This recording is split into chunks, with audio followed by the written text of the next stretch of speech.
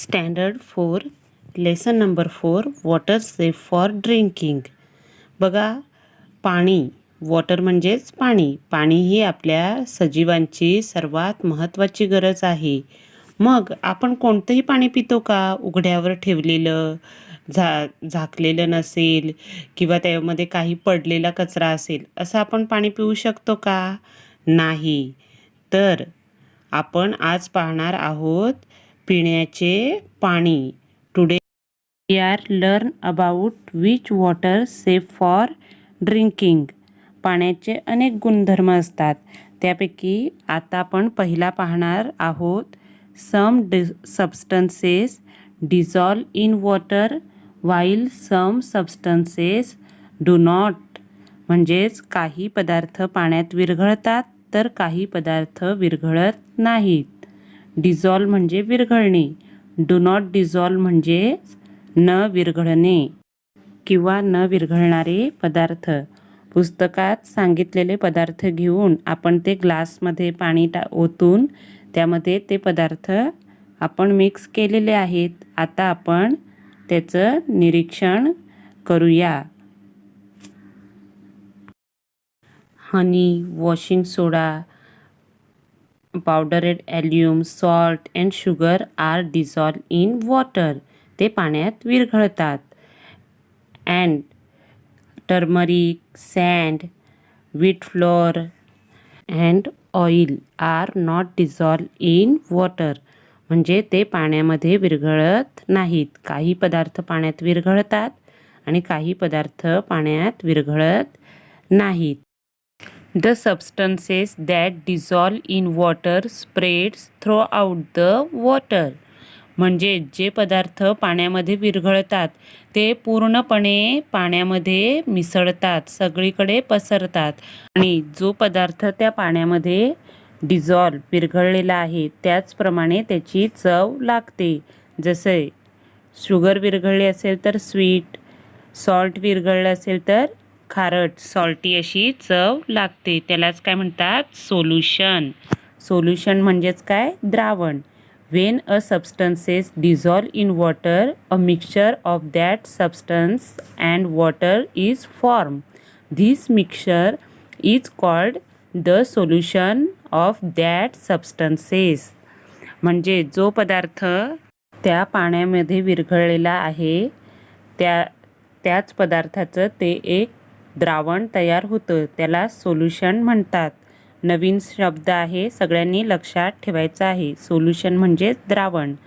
बघा, if we someone get loose motion we give them a solution of salt and sugar to drink. This is solution is called ORS or oral rehydration solution. बघा, कोणी आजारी पडला असेल तर त्याला साखर, मीठ घालून पाणी देतात की नाही, त्याला तेच काय आहे? ORS म्हणजेच ओरल रिहायड्रेशन सोल्युशन. लहान मुलांना झालेला पोटाचा त्रास बरा होण्यासाठी ORS दवाखान्यातून दिलं जातं. हे पण साखर आणि मिठाचंच एक पावडर असते आणि ती पाण्यातून दिली जाते. ओरल रिहायड्रेशन सोल्युशन म्हणजे जलसंजीवनी. त्यानंतर एखादा माणूस आजारी झाल्यानंतर त्यांना सलाईन लावली जाते. ही सलाईन पण मिठाच्या पाण्याचंच सोल्युशन असतं. कधीकधी त्यामध्ये मेडिसिन पण विरघळवून दिल्या जातात. This are example of useful solution. आणि सलाईन हे युजफुल सोल्युशनचं एक उदाहरण आहे, उपयोगी द्रावणाचं एक उदाहरण आहे. Do you know? तुम्हाला हे माहीत आहे का? Sea water is salty to taste because it is nothing but a solution of salt that occurs naturally. We cannot use sea water for drinking. समुद्राचं पाणी ही मिठाचं एक द्रावणाचंच उदाहरण आहे आणि आपण घरगुती वापरासाठी समुद्राचं पाणी वापरत नाही. Water of different wells may have different taste. Why is that so? Some substances from the ground dissolve in the water. They give a taste to the well water. But if there is nothing dissolved in water, water has no taste. आपण विहिरीचं पाण्याची taste बघितली असेल तर वेगवेगळ्या गावामधील पाण्याचे taste ही वेगवेगळी असते, कारण की जे घटक त्या मातीतले पाण्यामध्ये मिक्स झालेले असतात त्यानुसार त्याची चव लागते. आणि जर कोणतेच घटक पाण्यामध्ये मिक्स झाले नसतील तर त्या पाण्याला चव लागत नाही. आपण सोडा वॉटरची बॉटलचं झाकण उघडलं की जोरात असं हवा बाहेर येते आणि त्यासोबत काही प्रमाणात द्रावण पण बाहेर येतं. मग हे असं का बरं होतं?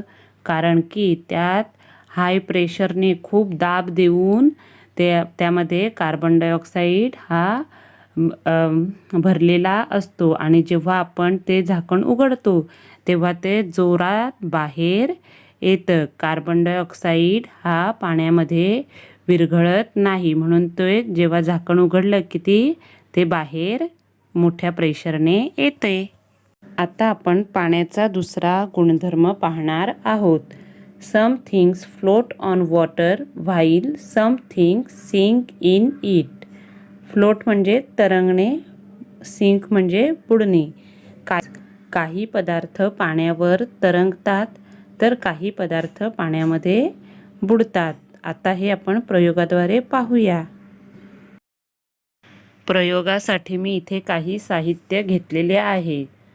तुम्ही पाहू शकता की rubber band, eraser, sharpener, pencil, steel spoon, screw, coin, an iron nail, plastic spoon, safety pin and groundnut shell. आता हे सर्व साहित्य मी एका ट्रान्सपरंट अशा जारमध्ये पाणी घेतलेले आहे आणि त्यामध्ये टाकलेले आहे. तुम्ही पाहू शकता की ह्यामध्ये काही साहित्य हे तरंगताना तुम्हाला दिसते आणि काही साहित्य तळाशी बसलेलं आहे. तळाला म्हणजेच बुडलेलं आहे. म्हणजेच काय तर तुम्ही पाहू शकताय की rubber, plastic spoon, pencil and peanut shells are float on water, and sharpener, eraser, steel spoon and the compass are, and also coins, screw are sink in water. So what does this experiment tell us? Some things float on water while some things sink in it. The things that float are lighter than water. ज्या वस्तू पाण्यापेक्षा lighter म्हणजेच हलक्या असतात त्या पाण्यावर तरंगतात. The things that sink are heavier than water. आणि ज्या वस्तू पाण्यापेक्षा जड असतात त्या बुडतात. म्हणजेच काही वस्तू ह्या पाण्यावर तरंगतात, काही वस्तू ह्या पाण्यामध्ये बुडतात. Some things are float on water while some things sink in water. We know that all the water we get comes from the rain. आपल्याला सर्व प्रकारचं पाणी हे पावसापासूनच मिळतं. मग पावसाळ्यामध्ये पाऊस पडतो तेव्हा तो जमिनीवर आल्यानंतर त्या जमिनीमधील मातीचे काही कण हे त्या पाण्यामध्ये मिक्स होतात आणि मग असं पाणी आपण पिऊ शकतो का? नाही. मग ते पिण्यायोग्य करण्यासाठी काय केलं जातं ते आता आपण पुढील प्रयोगामध्ये पाहणार आहोत. टेक सम मडी वॉटर. तुम्ही पाहिलं असेल की आपण ह्यामध्ये एक मोठ्या जारमध्ये पावसाचं पाणी घेतलेलं आहे आणि ते मी आता 5-6 तास तसंच ठेवणार आहे सेटल होण्यासाठी. After 5 hours, what do you see? The particles of soil sink in the water and form a layer or sediment at the bottom. बघा 5-6 तासानंतर हे पाणी पूर्णपणे निवळलेलं, म्हणजे पूर्णपणे नाही, काही अंशी निवळलेलं आहे आणि इथे मातीचा जाड असा थर आपल्याला दिसतो. A layer or sediment at the bottom. बॉटमवर आपल्याला काही प्रमाणात मातीचा थर दिसतो. But the twigs and the other rubbish float on the water. It take a long time for the sediment to form. What does this tell us? ह्या प्रयोगामधून आपण काय शिकलो? Particles of soil are heavier than water, but because they are very small, they take a long time to settle to the bottom of the water. मातीचे कण हे पाण्यापेक्षा जड असतात आणि ते छोटे असल्यामुळे त्यांना सेटल खाली तळाच्या इथे येण्यासाठी जास्त वेळ लागतो.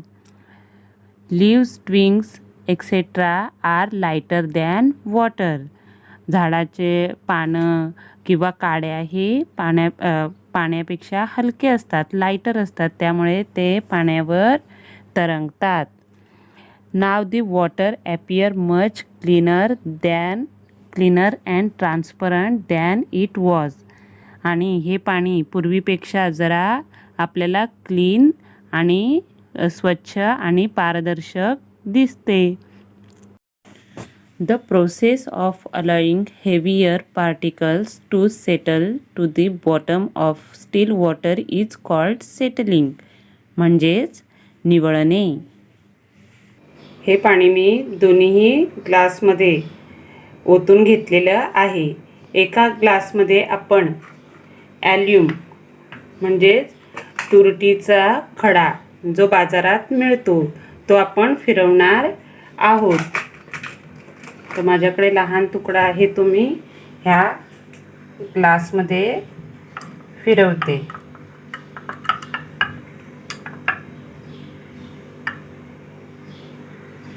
आणि एका ग्लासमध्ये ह्या ग्लासमध्ये आपण तुरटी न फिरवता तसंच काही वेळ 2-3 तास ठेवूया आणि 2-3 तासानंतर आपण त्याचं निरीक्षण करणार आहोत. बघा, मी इथे ए आणि बी असे ग्लासला लेबल लावलेले आहेत. एक ग्लासमध्ये आपण तुरटी फिरवलेली होती. What do you see? The particles floating in water slowly settle to the bottom. छोटे छोटे मातीचे कण होते ते तळाशी बसलेले आहेत आणि बी मध्ये आपण तुरटी फिरवलेली नव्हती, त्यामुळे ते पाणी गढूळच आहे. And the water in the upper part become transparent. आणि आपल्याला तुरटी फिरवलेल्या ग्लासमधील वरचा भाग हा पारदर्शक ट्रान्सपरंट स्वच्छ दिसतो. The twigs and straw steel keep floating on the water. आणि पाने किंवा काड्यांचे तुकडे मात्र आपल्याला तरंगतानाच दिसत आहेत. So what does this experiment tell us? Swirling alum in water helped the soil particles in muddy water to settle down.